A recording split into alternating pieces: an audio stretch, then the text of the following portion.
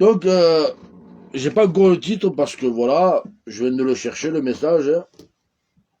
Mais il y a des gens qui se disent des chrétiens, qui ne marchent pas comme les chrétiens qui devraient. Alors le cantique il dit, un chrétien, ce n'est pas n'importe qui, puisque c'est une lumière autour de lui. Et nous voyons des chrétiens, ce ne sont pas des lumières. Au contraire, ils sont ténèbres. D'ailleurs, la parole dit que si ton œil est en bon état, tu as la vie. Mais si ton œil n'est pas en bon état, grandes sont les ténèbres. Et malheureusement, il y en a qui marchent trop par la vue. Ils ne marchent pas par la foi, ils ne marchent pas par la parole. Ils marchent parce qu'on leur a dit, parce qu'ils ont entendu, parce que ceci, parce que cela. Quand on demande quelque chose à Dieu et que Dieu te répond, si malheureusement tu n'es qu'obéissant, si tu désobéis, malheureusement pour toi, Dieu te punira. Qu'a-t-il dit à Saül par la bouche du prophète Samuel? L'obéissance vaut mieux que tous les sacrifices. Moïse a désobéi aux eaux de Mara. Qu'est-ce qui lui est arrivé? Il n'est pas passé le Jourdain. Il a été puni. Il a vu le pays de loin, mais il n'est pas passé. Donc, on va faire la première lecture dans Jean 6, au verset 59. Et on va voir que Jésus, il y a beaucoup de disciples qui le suivaient, mais par une parole ou deux qui va dire, il y en a beaucoup qui vont se retirer. Parce que les gens n'aiment pas la vérité, et les gens, quand ils entendent cette vérité-là, qu'est-ce qu'ils font? Ils se retirent. Ou ils marchent comme eux, ils veulent. Mais Dieu ne nous demande pas de marcher comme nous voulons. Il nous demande de marcher comme lui, il veut. Alors, Jean 6, au verset 59, il dit, c'est ce que Jésus dit alors qu'il enseignait dans la synagogue à Capernaum. Après l'avoir entendu, plusieurs de ses disciples dire, cette parole est dure. Qui peut l'écouter? Jésus, sachant en lui-même que ses disciples murmuraient à ce sujet, leur dit, cela vous scandalise? Et si vous voyiez le Fils de l'homme monter où il était auparavant? C'est l'esprit qui vivifie, la chair ne sert à rien. Les paroles que je vous ai dites sont esprit et vie. Mais il en est parmi vous quelques-uns qui ne croient pas. Donc ça veut dire que dans la parole de Dieu, il y en a qui lisent la parole de Dieu, mais ne croient pas ce que dit la parole. Pourquoi? Parce que en eux-mêmes, ils ne croient pas et ils veulent marcher comme eux ils veulent. Quand le Seigneur dit, il ne faut pas aller à droite ou à gauche, qu'il faut marcher selon sa volonté, eh bien ils ne croient pas. Il dit, Dieu est bon, Dieu pardonne, donc je peux aller à droite ou à gauche, Dieu me pardonnera. Eh bien non. Car Jésus savait, dès le commencement, qu'ils étaient ceux qui ne croyaient pas et qui était celui qui le livrerait. Et il disait, c'est pourquoi je vous ai dit que nul ne peut venir à moi si cela ne lui est donné par le Père. C'est le Père qui nous attire au Fils, mais c'est le Fils qui nous réconcilie avec le Père. Et si le Père ne t'a pas attiré au Fils, tu ne seras jamais réconcilié. Dès lors, plusieurs de ses disciples se retirèrent en arrière et cessèrent d'aller avec lui. À ce moment-là, il y en a plusieurs qui ont dit, stop, j'arrête de le suivre, il est trop dur, ce qu'il me dit, ça ne me convient pas, donc je préfère retourner dans le monde et marcher selon le monde. Jésus dit aux 12, et vous, ne voulez-vous pas aussi vous en aller?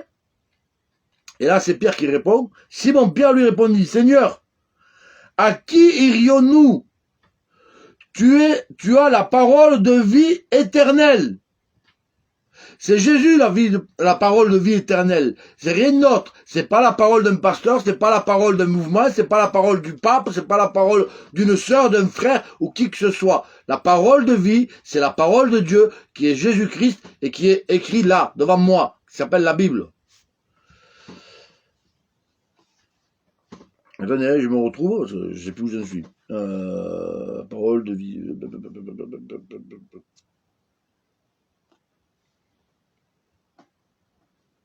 Voilà. Et nous avons cru, et nous avons connu ce que c'est toi, le Christ, le Saint de Dieu. Jésus leur répondit, n'est-ce pas moi qui vous ai choisi, vous les 12, et l'un de vous est un démon. Il parlait de Judas, fils de Simon Iscariote, car c'était lui qui devait le livrer, lui, l'un des 12. Donc Jésus, il connaît vraiment ton cœur, il sait qui tu es. Si tu le suis ou tu ne le suis pas, il te connaît. Si tu es un démon ou si tu es un disciple, il te connaît. Parce que cette semaine, on m'a dit, on m'a envoyé une musique de rap, avec des versets. Hein. La personne a chanté du rap, et c'était, il parlait de Jésus. Hein. Mais moi j'ai dit, le rap ne vient pas de Dieu, le rap vient du monde, et cela, c'est anti-biblique. Même si les paroles sont de la parole, hein, ils prennent des versets de la parole, c'est anti-biblique. Est-ce que David chantait en rap, chantait en discothèque, chantait... Non, il chantait simplement. Dieu est simple, il veut des cantiques simples. Et bien sûr, cette personne m'a dit, de suite tu mets le jugement, de suite tu désapprouves, et bien sûr, Dieu connaît mon cœur. Mais justement, parce que Dieu connaît ton cœur, tu iras en enfer. Parce que Dieu ne te demande pas de suivre des gens comme cela, ils te séduisent. Le diable, méfiez-vous, le diable est puissant. On n'appelle pas le malin pour rien. Il est là, pourquoi ? Pour te séduire. Et te séduira par ce que tu aimes. Si tu aimes le rap, il va te donner des cantiques de rap pour te séduire, qui t'emmèneront dans la fosse. Si tu aimes le disco, il va te donner des cantiques sous forme de disco pour te séduire et t'amener dans la fosse. Les cantiques, ils doivent être chantés simplement. Si vous allez dans un mouvement, vous verrez qu'il y a batterie, guitare électrique, guitare basse, tambourin, il y a tout, hein. Il y a piano, il y a tout. C'est The Voice. Vous prenez les Écritures, il y avait des luttes, des harpes et des tambourins. Je ne sais pas si vous connaissez les instruments. Les harpes, ça fait un bruit doux. Le luth, ça fait un peu comme la guitare, et le tambourin, c'est des petites, on tape sur la main, ça fait ding, ding, ding, voilà. Hein, c'est pas des grosses batteries, des grosses guitares électriques. Hein. C'est vrai, vous allez me dire, il faut vivre avec son temps. Mais on ne vit pas au temps du monde. Parce que sinon, vous êtes des Démas. Puisque Démas a abandonné Paul pour les présents de ce monde. Moi, je ne suis pas un Démas. Moi, je me confie à la parole. Quand je chante des cantiques, je prends ma guitare et je joue avec ma guitare. Et c'est une guitare acoustique, hein, simple, et je joue et je chante. Il n'y a pas besoin de batterie, de synthétiseur, de quoi que ce soit. Celui qui joue simplement au synthétiseur et qui chante simplement, il n'y a pas besoin, il n'y a pas de problème. Mais le problème, c'est que d'un instrument, on en met un deuxième, un troisième, un quatrième, après ça fait le concert.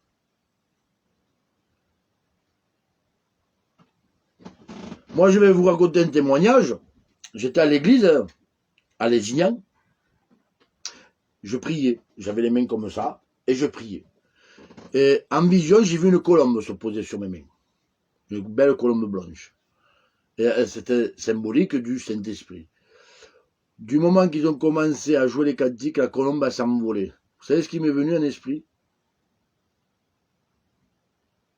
Il y a tellement de bruit dans ce bâtiment, ce mouvement, que le Saint-Esprit s'enfuit.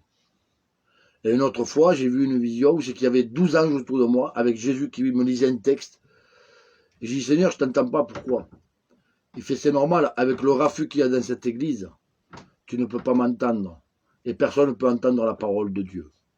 Parce qu'il y a trop de bruit. Et Dieu n'est pas là. Voilà ce que c'est ces mouvements.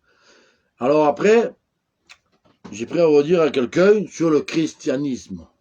Que j'ai dit que c'était anti-biblique. Vous allez me dire, on est chrétien. Non, le christianisme, c'est une invention du pape de l'époque qui a dit les chrétiens, ils seront rattachés au christianisme. Mais moi, si je prends la parole, il est dit, faites par toutes les nations des disciples. Il n'a pas dit des chrétiens, il n'a pas dit du christianisme, il a dit des disciples. Après, quand on reflète le maître, comme Paul et Barnabas à Antioche, on les a appelés chrétiens, qui veut dire petit Christ, parce qu'ils savaient qu'il n'y avait qu'un Christ et qui reflétait le Maître. Mais c'est parce qu'ils reflétaient le Maître qu'on les a appelés chrétiens. Mais avant, ils étaient appelés disciples de Dieu, de Jésus. Ils n'étaient pas appelés chrétiens, ou ils n'étaient pas dans une religion qui s'appelle le christianisme. Parce que il y a une nouvelle religion qui s'est installée là aux États-Unis il y a 1 an ou 2. Ça s'appelle le Chrislam. C'est le christianisme mélangé à l'islam. Alors, soyons tous des Chrislam alors. Ce sont des religions inventées par l'homme pour l'homme, pour vous détourner des vraies écritures de Dieu. Donc, on va prendre la deuxième lecture. Je ne sais pas préparé, je vous le dis, c'était préparé juste avant.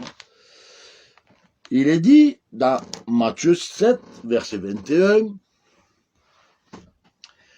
Quiconque me dit Seigneur, Seigneur n'entrera pas forcément au royaume des cieux, mais celui seul qui fait la volonté de mon Père qui est dans les cieux. » Alors vous allez me dire, oui mais attends, il y a des pasteurs, ils croient au Seigneur, ils guérissent et tout. Alors j'ai le deuxième verset, au verset 22. Beaucoup me diront, en ce jour, Seigneur, Seigneur, n'est-ce pas en ton nom que nous avons prophétisé, en ton nom que nous avons chassé des démons, en ton nom que nous avons fait beaucoup de miracles. Et qu'est-ce qu'il répond le Seigneur? Alors je leur déclarerai, je ne vous ai jamais connu, retirez-vous de moi, vous qui commettez l'iniquité. Ça veut dire que tu peux être pasteur avec une carte, que parce que tu es monté aux études bibliques, ou que tu es appelé de l'homme, parce qu'il y a beaucoup de pasteurs qui sont appelés de l'homme, mais tu peux monter aux études bibliques, être pasteur, ou simplement être chrétien, et parce que tu imposes les mains, parce que tu as eu des guérisons, parce que tu as prophétisé, parce que tu as chassé des démons, que tu vas rentrer au royaume des cieux. Non. Comme je l'ai déjà dit, il est bon de connaître le Seigneur, mais il est meilleur que lui te connaisse. Parce que s'il ne te connaît pas, c'est que tu commets l'iniquité. Si tu commets l'iniquité, tu peux dire, Dieu connaît mon cœur. Mais oui, justement, il connaît ton cœur, il va t'envoyer en enfer. Parce que celui qui commet l'iniquité n'a pas sa place dans le royaume des cieux. C'est simple. Vous comprenez? Ça veut dire que celui qui dit « je suis chrétien, je marche selon la parole » et qui pratique les choses du monde n'a pas sa place dans le royaume des cieux. C'est simple. Rien d'impur ne rentrera au royaume des cieux. Celui qui croit rentrer comme ça, hop, eh ben non. Vous pouvez prendre la parabole des noces. Que dit Dieu? Mon ami, comment tu es entré ici, toi qui n'as pas l'habit de noces? Il n'a pas pu parler, hein, parce que quand on sera devant Dieu, on ne peut pas parler. Liez-lui les mains et les pieds, et jetez-les dans les ténèbres de dehors. Voilà ce qui t'arrivera. Tu crois pouvoir entrer, tu n'y rentreras pas, tu y resteras dehors.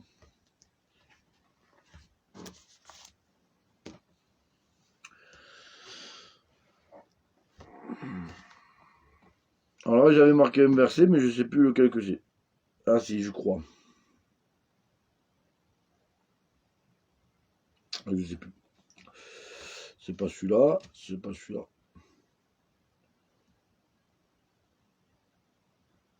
Bon, c'est pas grave. C'est pas grave. De toute façon, j'avais d'autres des versets.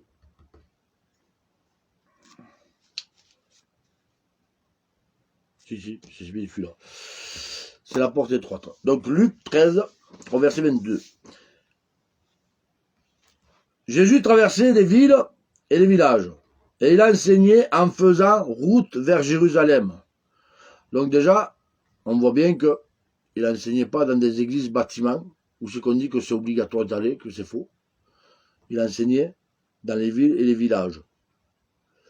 Mais il n'enseignait pas dans des églises bâtiments. Le samedi, il allait au Shabbat dans les synagogues, il enseignait dans les synagogues, mais sinon, il se mettait, on peut le voir, au pied des montagnes, dans les places, sur les chemins, n'importe où il était, que les gens étaient là pour écouter la parole de Dieu, il enseignait. Quelqu'un lui dit, Seigneur, n'y a-t-il que peu de gens qui soient sauvés? Il leur répondit, efforcez-vous d'entrer par la porte étroite, car je vous le dis, beaucoup chercheront à rentrer et n'en seront pas capables.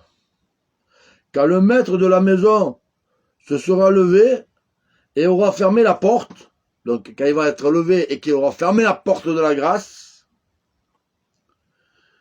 et que restez dehors, vous commencerez à frapper à la porte et à dire « Seigneur, ouvre-nous !» Il vous répondra « Je ne sais pas d'où vous êtes. » Ça veut dire que si tu attends que la porte de la grâce soit fermée pour te repentir et demander au Seigneur de venir te guider, ça sera trop tard. Tu pourras frapper à la porte. Et pourtant, je te le dis, il ne te ouvrira pas. Il ne saura pas d'où tu viens. On va prendre un autre verset, parce que j'aime bien moi les versets.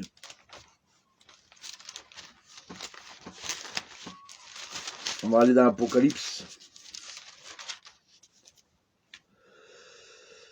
Et il dit, dans l'Apocalypse 3:20, « Moi je reprends et je corrige tout ce que j'aime, et donc du zèle et repens-toi. Voici, je me tiens à la porte et je frappe. Si quelqu'un entend ma voix et ouvre la porte, j'entrerai chez lui et je souperai avec lui et lui avec moi. » Ça veut dire qu'il te demande de te repentir. Et que lui frappe à la porte de ton cœur. Si tu ouvres, il va entrer et tu mangeras avec lui, lui avec toi. Maintenant, pour tous ceux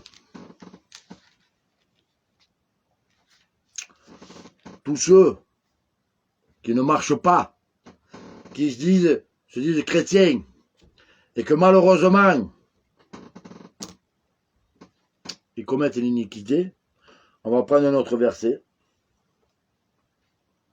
Apocalypse 3:15. Je connais tes œuvres. Tu n'es ni froid ni bouillant, si seulement tu étais froid ou bouillant. Ainsi, parce que tu es tiède, et que tu es ni froid ni bouillant, je vais te vomir de ma bouche. Parce que tu dis, je suis riche, je me suis enrichi et je n'ai besoin de rien. Et parce que tu ne sais pas que tu es malheureux, misérable, pauvre, aveugle et nu. Voilà, tu crois que tu es chrétien, que tu as la vie éternelle, que le Seigneur va revenir dans un enlèvement invisible, ou que tu vas aller dans le lieu refuge. Mais moi je te dis, c'est pas moi, c'est la parole. Tu es malheureux, misérable, pauvre, aveugle et nu. Pourquoi? Parce que déjà tu es pauvre en esprit. Tu es aveugle parce que tu as été aveuglé par ce monde.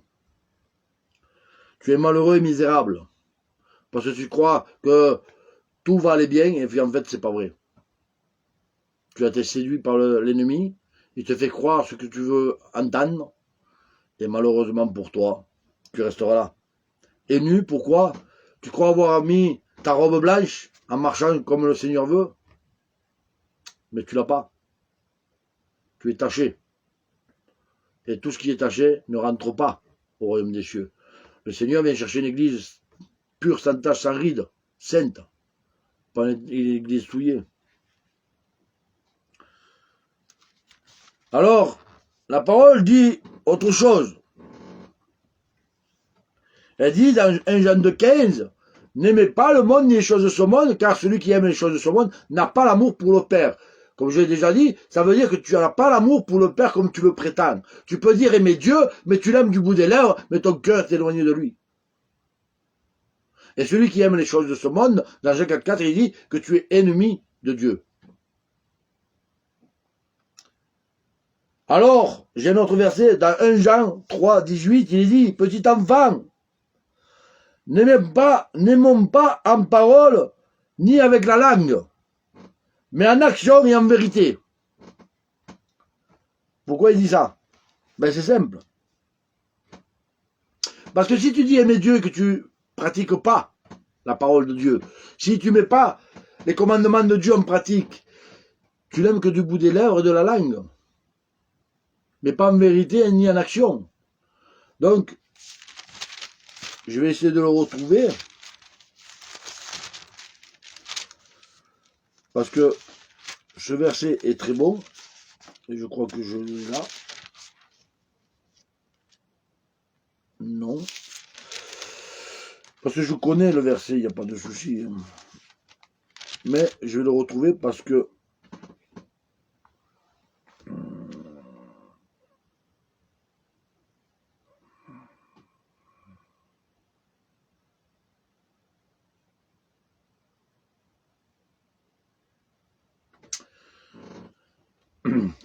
1 Jacques 2, verset 14.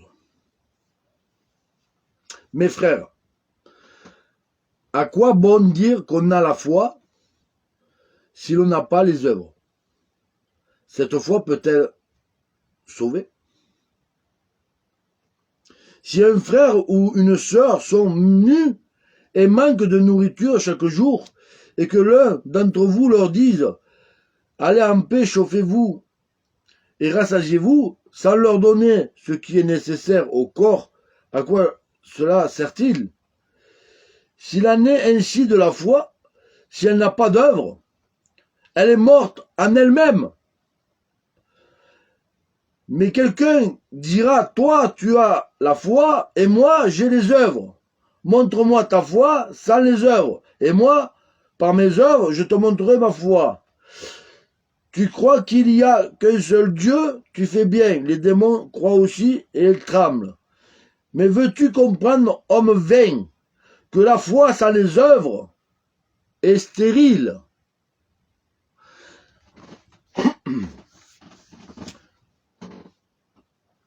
Ça veut dire un truc. Tu peux dire avoir foi en Dieu. Mais si tu méprises la parole de Dieu, si tu ne mets pas les commandements de Dieu en pratique, et que tu pratiques les choses du monde, ta foi est vaine. Pourquoi? 2 secondes, hop. Pourquoi? Parce qu'il faut mettre en pratique la parole de Dieu chaque jour.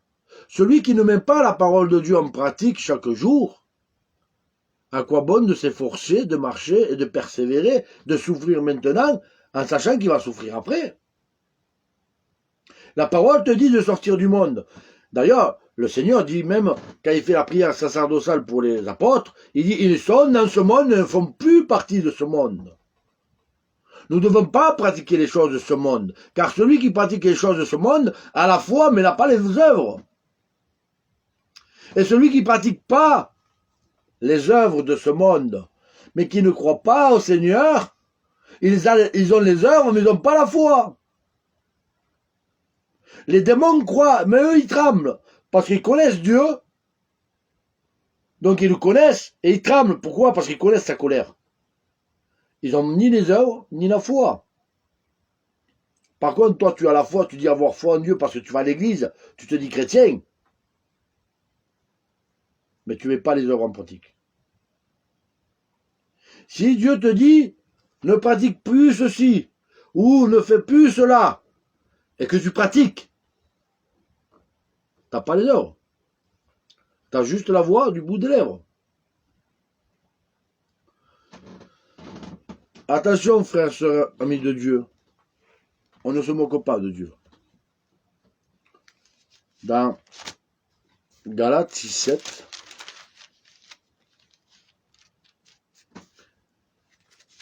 il est dit, ne vous y trompez pas, on ne se moque pas de Dieu. Ce qu'un homme aura semé, il le moissonnera aussi.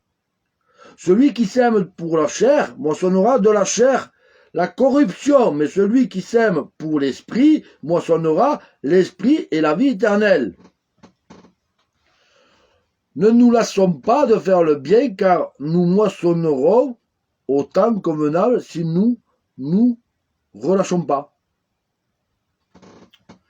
Donc, si tu dis être chrétien, que dans l'église tu fais le chrétien, oh Seigneur, je t'aime, Seigneur ceci, Seigneur cela, tu chantes des cantiques, tu témoignes, devant ton pasteur, devant tes frères et sœurs de l'église, tu fais le chrétien.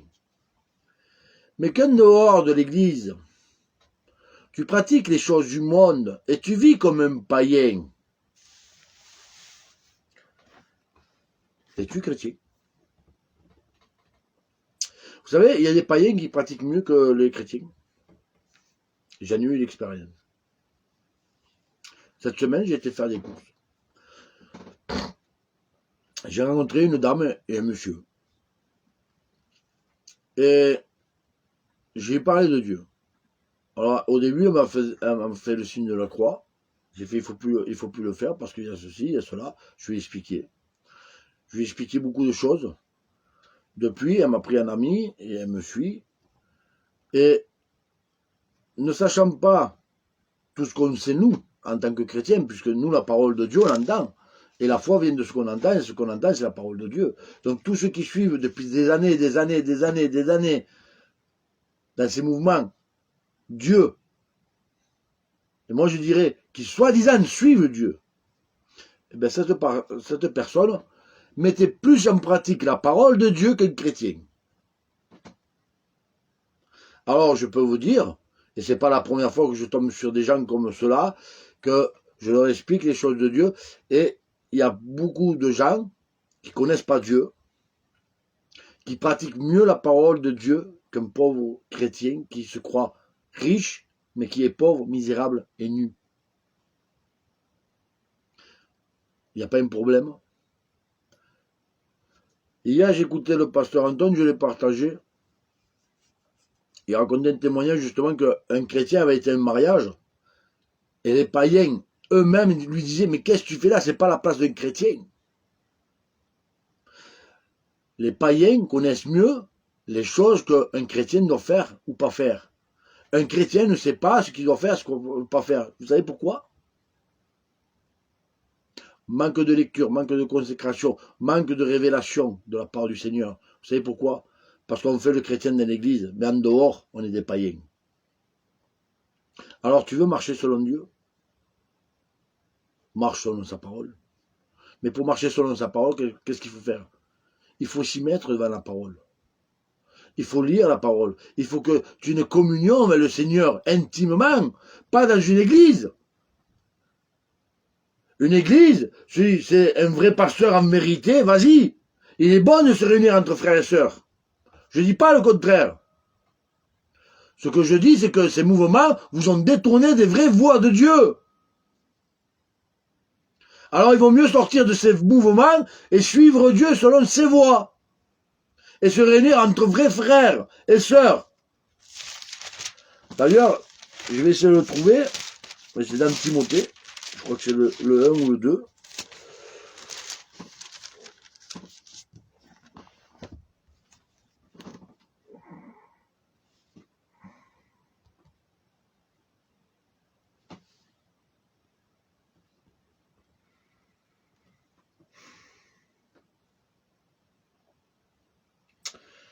Je l'ai trouvé de suite en plus. 2 Timothée, chapitre 2, verset 22.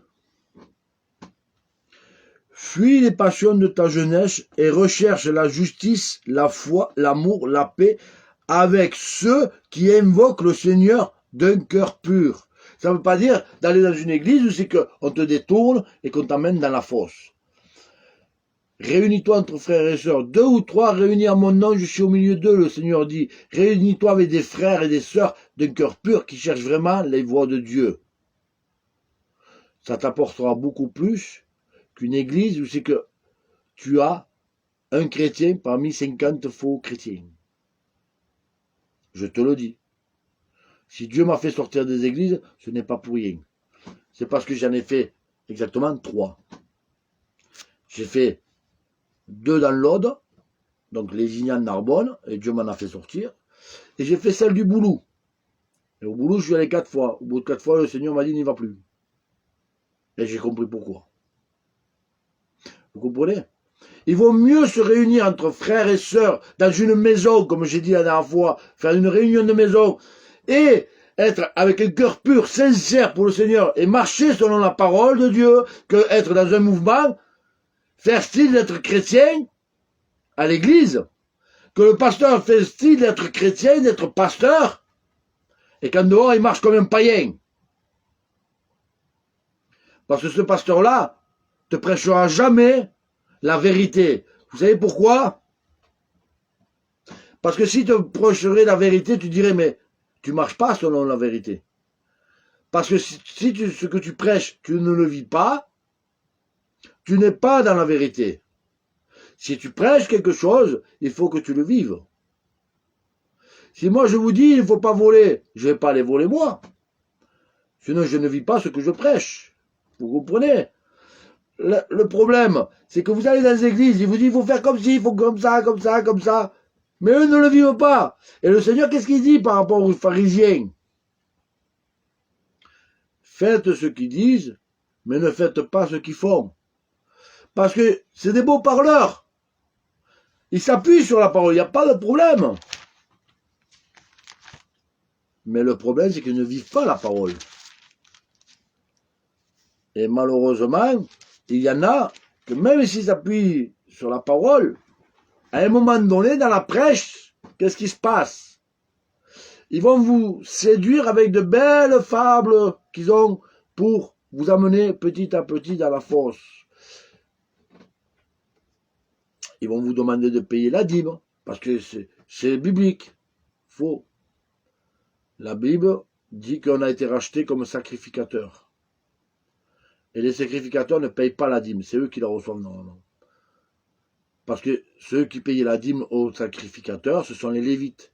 Et c'était une fois par an, tous les 3 ans, et les Lévites recevaient la dîme du peuple pour les Lévites, une fois tous les 3 ans. Et tous les 3 ans, ils donnaient la dîme de la dîme aux sacrificateurs. Donc si tu as été racheté sacrificateur, tu n'as pas besoin de payer la dîme. Mais il y a des mouvements qui te disent qu'il faut payer la dîme. Ou alors ils te parlent une participation, une compensation. Vous comprenez? Ils détournent. Parce que ces gens-là sont amoureux de l'argent. Ils aiment l'argent et eux, ce qu'il faut, c'est payer le bâtiment, comme je vous ai dit, payer la clim, payer le chauffage, payer l'électricité, tout ça. Or que si tu ferais des réunions de maisons comme ils faisaient les apôtres, ils se réunissaient dans les maisons, sur les places, tu n'as pas besoin de payer ni le bâtiment, ni le chauffage, ni l'électricité. Parce que le frère qui vous invite pour faire la réunion, il ne va pas vous demander une participation pour la lumière, le courant, et le chauffage, et ceci, et cela. Il vous invite de tout son cœur, parce que Dieu lui a mis à cœur de vous inviter et de faire cette réunion chez lui. Et après, la fois d'après, c'est chez un autre frère ou une sœur, et ainsi de suite. Et vous faites des réunions de maison où c'est que vous serez plus bénis que dans un mouvement où il y a des concerts, il y a des faux témoignages, et ça j'en suis témoin. Parce qu'il y avait un frère, il avait failli mourir, il était tombé du 3e étage ou 4e, je ne sais plus. Et il a témoigné, mais ce qu'il a témoigné, c'était un faux. Et il a témoigné cela le jour d'un culte, et il a juré devant Dieu. Et ce jour-là, je peux vous dire que c'était un faux, parce que même ma femme en a pleuré. Elle a dit, comment on peut laisser dire un mensonge pareil? Parce que la vérité, moi je la connaissais. Puisque c'est quelqu'un qui fait partie de ma famille, donc je connaissais la vérité, pourquoi il était tombé, tout ça. Et lui, il a dit que c'est le diable qui l'avait poussé, que le diable voulait le récupérer, et ainsi de suite. Mais c'est pas vrai. C'est pas vrai. Mais la vérité, ce sera un jour. Mais ce jour-là, malheureusement pour lui, j'espère qu'il ne sera pas trop tard, qu'il pourra se repentir et dire et remettre la vérité à sa place. Parce que ce jour-là, quand la vérité se saura, s'il est devant Dieu, prendre le nom de Dieu en vain, jurer sur le royaume des cieux, parce qu'il a dit, je vous jure devant Dieu que c'est comme ça. Donc, quand on jure devant Dieu, ça veut dire qu'on jure sur le royaume des cieux un mensonge. Le Seigneur va lui dire dans la force directe. Alors, il vaut mieux se conformer aux Écritures. Il vaut mieux marcher comme Dieu veut. Parce que c'est pas en vivant comme nous vivons tous les jours que nous rentrerons au royaume des cieux.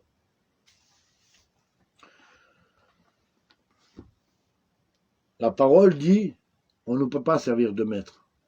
On ne peut pas servir Dieu et Mammon. On ne peut pas aimer un et mépriser l'autre. Ou tu aimes Dieu et tu suis Dieu à 100%, ou tu aimes Mammon et tu suis Mammon à 100%. On va reprendre Apocalypse 22, verset 11, si je ne me trompe pas.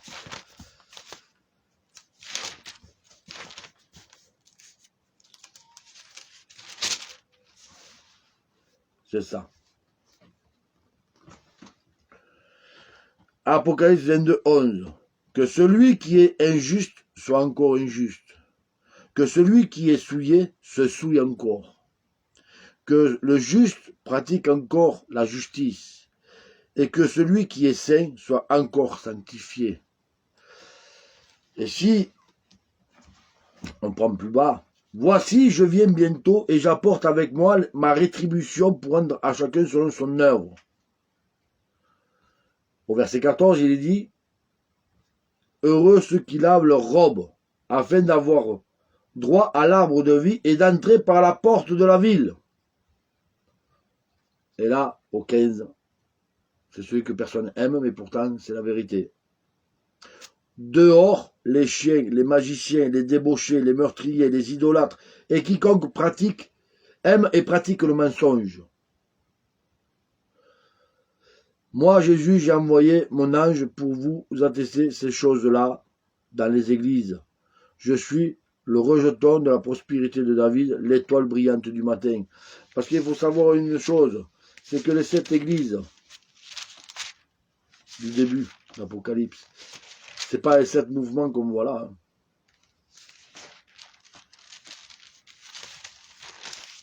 Ce sont 7 ères. Au début, tout le monde a cru, donc il y avait l'église d'Éphèse. Et ce qu'ils avaient, ce que Dieu a reproché à l'église d'Éphèse, c'est d'avoir abandonné le premier amour. Et ainsi de suite. Et nous sommes dans l'ère de la Odyssée. C'est pour ça qu'il faut être ou froid ou bouillant, mais pas tiède. Parce que celui qui est tiède va être vomi par la bouche de Dieu. Nous sommes dans l'ère de la Odyssée, de l'église de la Odyssée. Pourquoi? Parce que nous sommes la dernière ère. Nous sommes ceux qui vont voir le retour de Christ.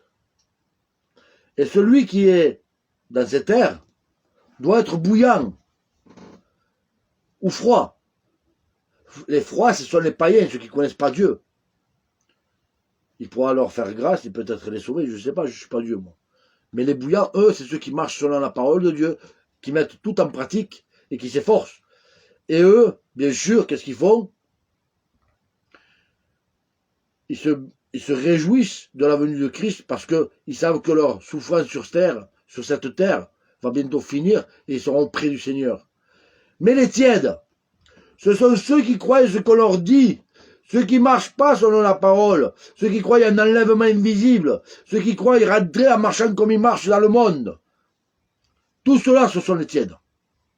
Ceux qui te disent, ne me juge pas. Parce que de suite, quand on leur dit la vérité, ouais, tu me juges. Non, c'est parce que c'est pas moi qui te juge. C'est la parole de Dieu. Parce qu'il est écrit, par cette parole, vous serez justifiés ou condamnés. Et si on te dit une vérité que tu sens qu'on te juge, ça veut dire que tu n'es pas en conformité avec la parole et que malheureusement pour toi, la parole te condamne. Pourquoi? Parce que la parole est un miroir. Elle te montre ton état. Si ce qu'on dit en vérité de la parole ne te convient pas, c'est que tu es en fausseté devant Dieu. Maintenant, si on te prêche la parole en vérité et que tu dis Amen, gloire à Dieu, ça veut dire que tu es en conformité, tu es bouillant. Mais si on te dit de ne pas pratiquer les choses de ce monde et que tu dis ouais, tu me juges, c'est que déjà tu te sens coupable. Parce que tu as quelque chose à te reprocher.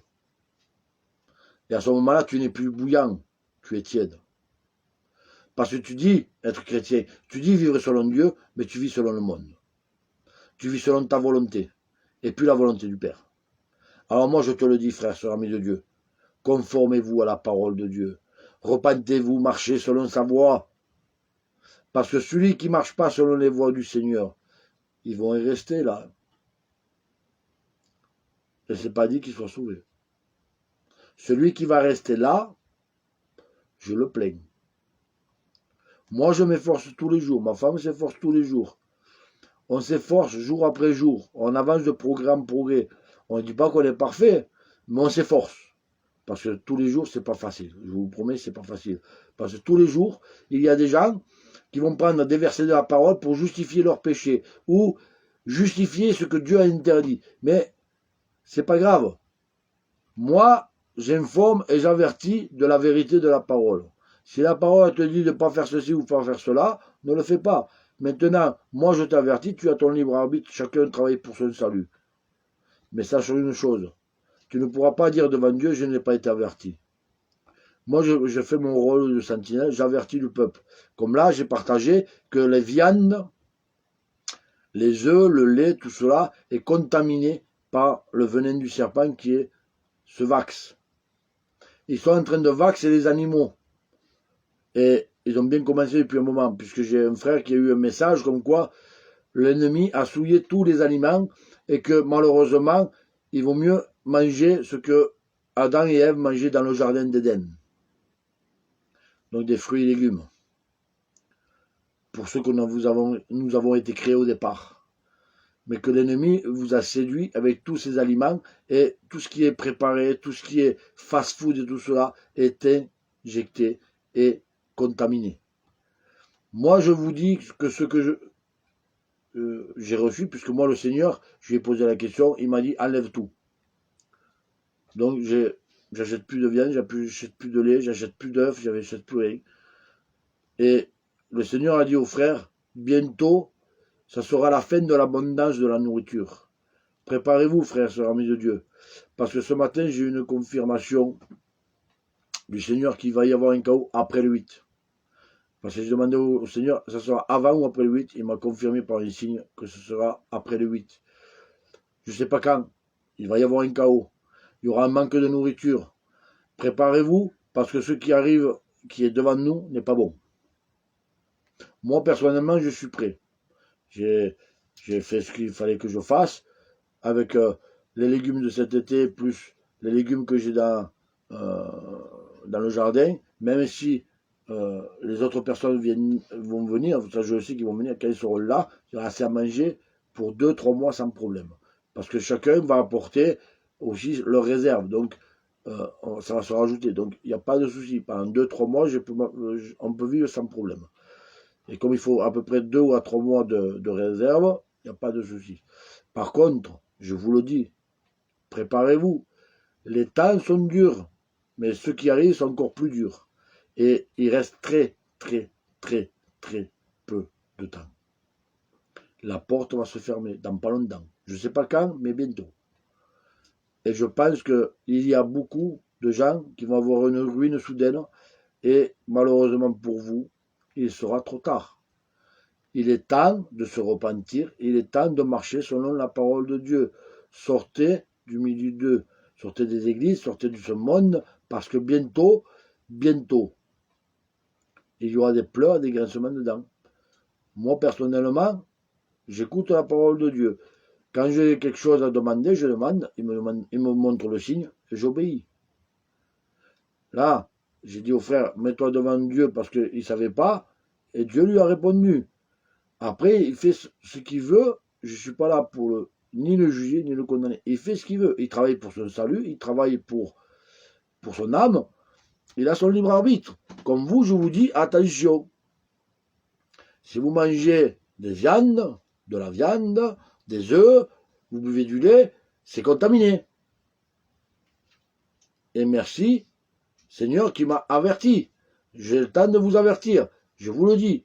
Maintenant, celui qui veut continuer, continuez. Moi, il me restait encore du lait, je l'ai. Celui-là n'est pas contaminé. Mais celui qui arrive maintenant, il est contaminé. Et j'ai demandé la question pendant une semaine, et ma femme aussi. Et au bout d'une semaine, j'ai dit, Seigneur, est-ce qu'on a le droit de rien? Et il m'a montré le signe. Et ça a été fini. Parce qu'on voulait acheter du lait et des yaourts pour la petite. Et Dieu m'a dit, non, rien. On fait avec ce qu'on a ici. Et ce qu'on achète, c'est pas de viande ou de produits laitiers ou autre. On achète des biscottes, on achète de la confiture, tout ça, parce qu'on fait des réserves. Mais après, voilà. Moi, mes réserves, personnellement, ils sont faites. Maintenant, il peut y avoir un chaos, c'est pas grave. J'ai tout prêt. Puis, plus les légumes que j'ai, il n'y a pas de souci. J'ai peut-être 5 kilos de patates qui poussent. J'ai encore des courgettes de cet été, des haricots verts. Là, il me reste encore des tomates, des aubergines. Donc, j'ai ce qu'il faut pour. Parce que dans 15 jours, je vais commencer à avoir les premières patates. Donc, il n'y a pas de souci. Dans 15 jours, 3 semaines, j'ai les premières patates.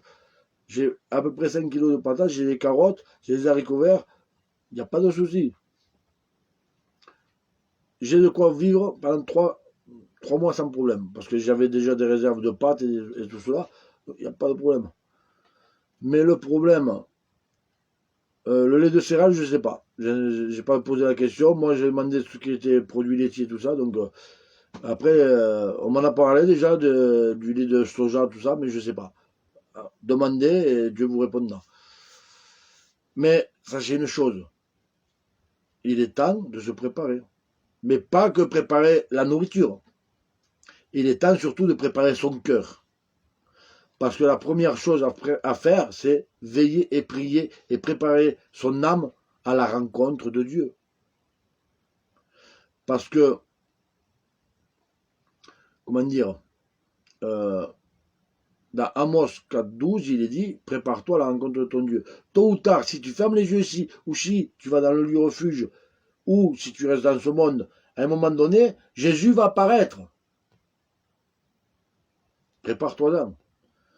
Et qu'est-ce qu'il dit la parole? Veillez et priez en tout temps, pour que quand le Fils de l'homme apparaîtra, vous pouvez tenir debout. Si tu ne te prépares pas, tu ne pourras pas tenir debout. Et tu ne rentreras pas au royaume des cieux. Il est temps de se préparer spirituellement, psychologiquement et physiquement. Parce que celui qui n'ira pas dans le lieu refuge, comme j'ai dit, il devra passer 1335 jours dans ce monde. Et il faut savoir une chose, ça sera l'enfer sur terre. Ce qui veut dire que vous verrez les démons, vous verrez des meurtres, des viols, des tortures, et j'en passe. Si vous êtes capable de tenir devant tout ça, bravo. Moi, je vois quelqu'un pleurer, je pleure avec. Quand je vois quelqu'un souffler, je souffre avec. Quand je vois quelqu'un rigoler, je rigole avec. C'est ce que dit la parole. Si tu vois un frère pleurer, pleure avec. Si tu vois un frère dans la joie, sois joyeux avec. Et bien moi, je le fais naturellement. Même quand je vais faire les courses, même que je vois des païens tristes ou en train de pleurer, je pleure et je suis triste. Vous savez pourquoi? Parce que c'est la création de Dieu.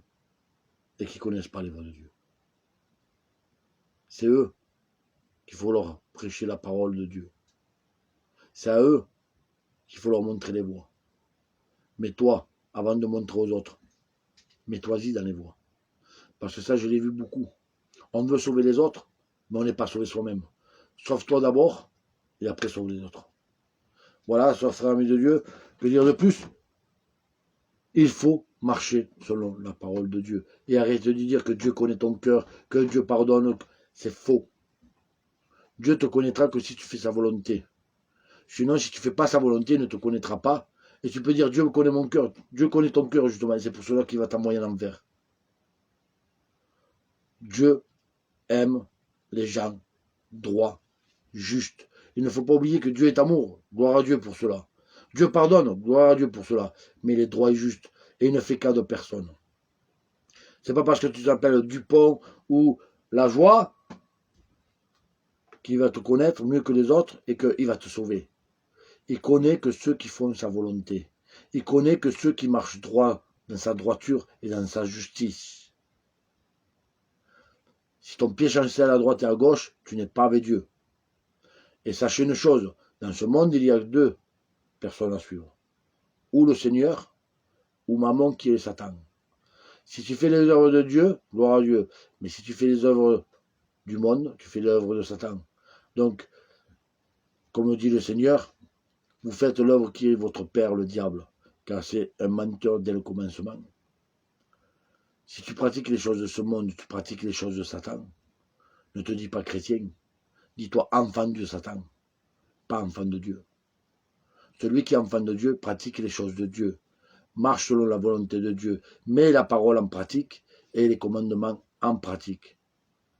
Celui qui pratique les choses du monde pratique les choses du diable. Et celui qui pratique les choses du diable est enfant du diable. Il n'est pas enfant de Dieu. Alors frères, soeurs, amis de Dieu, n'oubliez pas, partagez, parce que ça aussi, il y en a qui partagent, je le vois, mais il y en a qui ne partagent pas. Comment voulez-vous que la parole se proclame si on ne partage pas? Je vais vous montrer un exemple. Il y a 2 ans, j'ai fait une prêche sur le diable. Que veut le diable? J'ai eu 2500 vues sur celle-là. Là, j'ai partagé une vidéo aussi qu'on voit les baptêmes sataniques. Il faut une croix renversée et salue le diable. Elle a eu 1200 vues en 2 jours. La prêche de samedi dernier, et pas que la mienne, celle d'Anton même. Celle d'Anton, en une semaine, 144 vues. La mienne, 272 vues. Est-ce normal qu'on partage plus les choses du diable que les choses de Dieu? La parole de Dieu doit être proclamée. Moi, je vous avertis, à vous de la partager pour qu'elle soit proclamée partout. Après, si les gens préfèrent les choses du diable, n'écoutez pas la parole de Dieu, pas écouter les choses du diable. Parce que les choses du diable ne vont pas te sauver. C'est Dieu qui sauve. C'est pas le diable. Le diable, lui, te perd. Alors, c'est bien de montrer aux gens que Satan travaille. Parce que moi, j'ai partagé justement pour vous montrer qu'eux travaillent bien de leur côté. Ils sont en train de séduire beaucoup d'âmes. Vous savez que la parole dit que dans les derniers temps, le séjour des morts aura la bouche ouverte, grand ouvert, et qu'il se remplira le gosier. C'est ce qui arrive. Il y a déjà 1 an et demi de ça, j'avais parlé que par heure, il y avait 7000 morts. Bon, depuis le Covid, ça a dû augmenter. Hein. Sur 7000 morts, il y avait peut-être 1 ou 2 qui allaient avec le Seigneur, tout le reste allait en enfer. Croyez-vous que, à l'heure d'aujourd'hui, il y en a plus qui vont vers Dieu? Quand on proclame la vérité, il n'y en a pas beaucoup qui écoutent, il n'y a pas beaucoup qui mettent en pratique. Et par contre, les choses du diable, il y en a beaucoup qui les pratiquent. À l'heure actuelle, on va dire sur 10 morts, je suis gentil, sur 10 morts, il y en a peut-être un qui va avec Dieu, tout le reste va avec l'ennemi. Pourquoi? Parce qu'ils n'ont pas entendu parler de la parole de Dieu ou ils n'aiment pas la vérité. Et vous croyez que ça plaît à Dieu? Je suis sûr que Dieu pleure. Dieu pleure voir sa création se perdre. Dieu pleure voir ses soi-disant chrétiens se perdre. Ses enfants se détourner de ses voies. Mettez-vous à la place d'un papa. Tu veux le meilleur pour ton fils, pour ta fille. Dieu veut la même chose. Est-ce que toi tu veux pareil pour ton frère? Quand il dit aimez-vous les uns les autres comme je vous ai aimé, ou aimez votre prochain comme vous-même, ça veut dire que tu as la vie en toi et tu veux la vie pour ton frère, ton prochain. Tu veux le meilleur pour lui. Parce que toi, ton Père Céleste t'a donné le meilleur. Mais si tu ne proclames pas la parole de Dieu et qu'il n'entend pas, tu le laisses dans son état. Et au lieu de vouloir le bien, tu lui donnes le mal. Parce que Dieu voudrait que tu lui parles, que tu lui partages la vidéo peut-être, que tu parles de Dieu, pour qu'il se détourne de ses mauvaises voies, qu'il se convertisse et que Dieu le guérisse. Quand il dit, le Seigneur, ce n'est pas les bien portants qui ont besoin de médecins, mais les malades. Il n'est pas venu te guérir physiquement. Il est venu pour guérir ton âme. C'est ton âme qui est malade. Comme on a lu tout à l'heure, le corps de chair, on n'en a rien à faire. Il va rester poussière, il va revenir poussière. Mais ton âme, C'est elle qui va devant Dieu. Et c'est ton âme qui va être guérie. C'est pour ça qu'il est dit, ils ont peur. Ils m'honorent du bout des lèvres. Et leur cœur est éloigné parce que de peur qu'ils se convertissent et que je les guérisse. On n'est pas peur de Dieu. Dieu n'est pas un démon ou un monstre. Il est un Père Céleste qui te veut du bien. Et pour qu'il te fasse du bien, il faut que tu marches selon sa parole. Il faut que tu marches selon sa volonté. Et tu verras que tu vas te convertir vraiment, sincèrement. Il va te guérir et il pourra te sauver. Parce que si tu n'acceptes pas le Seigneur, c'est le temps de feu. Avec Satan et ses anges. Le royaume des cieux, à l'heure actuelle, est divisé par tous ces mouvements. Parce que si tu fais partie d'un mouvement, tu n'es pas conforme à l'autre mouvement. Ils sont divisés entre eux. Mais le royaume de Satan, il n'est pas divisé. Et la vidéo le montre. Il y en a combien qui se donnent à Satan? Et il y en a combien qui te convertissent à Dieu? Vous savez pourquoi? Parce qu'à force d'écouter ces mouvements, ces faux pasteurs, ben les gens se détournent de Dieu parce qu'ils disent « Je suis jamais béni, je n'ai jamais eu de miracle, on m'a fait croire des choses, des mondes de merveilles, et puis j'ai jamais rien eu. » Vous savez pourquoi? Parce que dans les églises, Dieu n'y est pas. Ce qu'ils ont, c'est Satan. Et Satan fait des miracles mensongers, des produits mensongers. Moi, j'ai vu des appels aux malades et aucun malade se levait parce qu'il savait très bien que même s'il se levait, il ne serait pas guéri. Comprenez que ces mouvements sont en contradiction avec la parole. Et ils se font la guerre entre eux. Est-ce qu'un royaume divisé peut subsister? Non. Et pour le moment, le royaume de Dieu est divisé. Au lieu de s'aimer les uns les autres comme lui nous a aimés, on aime notre mouvement, mais on n'aime pas l'autre mouvement. Pourtant, c'est des frères, ils sont baptisés en Christ. Ils ont eu le même baptême que toi, par immersion. Mais parce qu'il n'a pas la même dénomination, ils sont différents. C'est comme quand on voit, et moi ça je l'ai vu, des soi-disant chrétiens qui sont dans un mouvement, puis le jour du mouvement, de la réunion, il y a des hommes de couleur, ou différents d'eux qui viennent, ils les regardent comme des sauvages. Est-ce que c'est ce que Dieu demande? Est-ce que Dieu a dit, parce que tu n'as pas la même couleur, tu es différent? Il t'a dit, il n'y a qu'un seul Dieu, un seul Seigneur, un seul Esprit, un seul corps et plusieurs membres. Alors que tu sois chinois, homme de couleur, maghrébin, juif, français, américain, du moment que tu es baptisé par immersion au nom de Yeshua Mashiach et que tu as reçu la nouvelle naissance qui est l'Esprit de Dieu, tu es enfant de Dieu et il n'y a plus de différence. Que dit le Seigneur? Il n'y a plus de Grecs, plus de Juifs, plus de femmes, plus d'hommes. Le Saint-Esprit donné à tous. Et surtout, nous sommes tous membres du corps de Christ et nous appartenons tous à Dieu. Il n'y a plus de tradition, il n'y a plus de coutume, il n'y a plus rien. Il n'y a que la volonté du Seigneur qui doit compter dans notre vie. Alors frères, sœurs, amis de Dieu, méditez sur cette parole.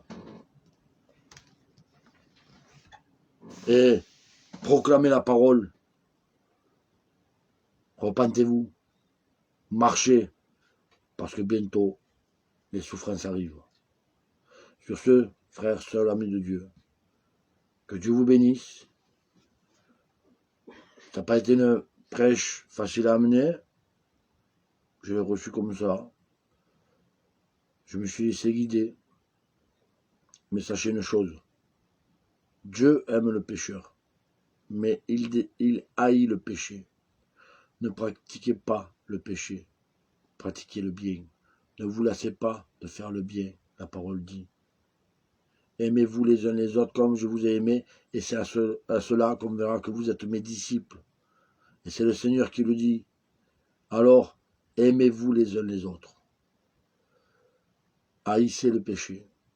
Marchez selon la parole et les commandements de Dieu. Et surtout, posez des questions à Dieu. Quand vous avez des doutes, posez les questions à Dieu. Il vous répondra. Et bien sûr, faites selon ce qu'il vous a répondu. S'il vous a dit, enlève ceci ou ne pratique pas cela, obéissez. L'obéissance vaut mieux que tous les sacrifices. Ne l'oubliez pas. Il n'y a qu'un seul chemin. Il n'y a qu'un seul royaume. Et il n'y aura qu'un seul avènement. Ne le loupez pas, parce que celui qui le loupera, je le plains. Alors, soeur, frère, ami de Dieu, que Dieu vous bénisse dans cette semaine qui s'annonce, qu'il puisse vous garder, vous protéger, vous conduire, vous guider, et bien sûr, qu'il puisse vous parler. Et on se donne rendez-vous samedi prochain, si Dieu le permet. Et ne vous dites pas que oh, aujourd'hui, je ne ressens pas la présence de Dieu, Dieu n'est pas là. Non. Dieu peut mettre des déserts, n'oubliez pas. Dieu peut vous mettre des épreuves aussi. Discernez, demandez le discernement. Discernez ce qu'il y a devant vous. Car il est bon que le Seigneur nous édifie. Et il nous édifie par les épreuves qu'il nous met. Que Dieu vous bénisse. Frères, soeurs, amis de Dieu, je vous dis à samedi, si Dieu le veut. Que Dieu vous bénisse.